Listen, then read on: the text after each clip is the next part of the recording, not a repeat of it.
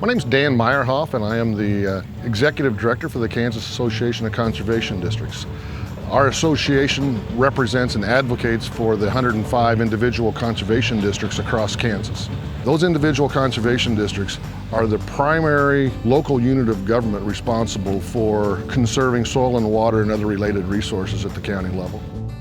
Conservation districts work closely in partnership with the Natural Resources Conservation Service, with the Division of Conservation. Those three entities, along with the State Conservation Commission, have a formal agreement they call the Kansas Conservation Partnership. But we work with a lot of additional partners beyond that core partnership. Conservation districts work with other state agencies, the Kansas Water Office, Kansas Department of Health and Environment, Kansas Forest Service, Department of Wildlife and Parks, and a lot of NGOs, non-government organizations. Districts, what they're really good at is bringing people together. They are governed by a 5-member volunteer board that are citizens from within that county. And the beauty of conservation districts is the farmers and ranchers, the citizens of that county, they know them and they trust the conservation district. Because they are local. They're there to advocate and work for the landowners and the citizens of that county. So it's a really great way to deliver conservation and practices. Conservation district's strength is the ability to collaborate with others.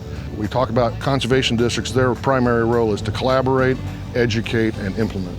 They're great at collaborating with other organizations, with other agencies, local, state, federal agencies. Education and outreach is a real strength for conservation districts. Districts across the state hold field days, both for youth and for adults. We get into the school systems, we educate our youth on conservation and the importance of conservation. Some of them are very small, intimate, events, and some of them involve 300, 400, 500 kids and are multi-day events. Conservation districts really shine on that education portion of their responsibility, and then implement.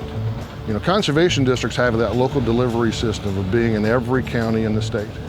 And so they can deliver conservation practices, deliver programs, working closely hand in hand with NRCS, because we're, for the most part, I think in 95 of the 105 counties in Kansas, we're co-located with NRCS.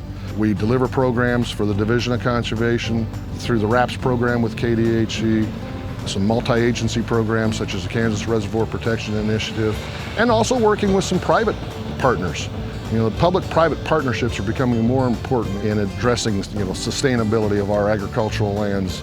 KACD, we work with everybody.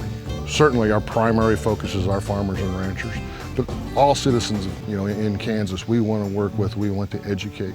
If anybody is interested in becoming more involved, they can reach out to their local conservation district. We work with districts on hosting these field days, these educational events. They can reach out to their local conservation district to find out, what are you doing in your county? What are some of the events that you are planning on hosting here in the near future that we could participate in and be involved with? We all have the same goal, we all have the same mission, and that is improving and protecting our natural resources.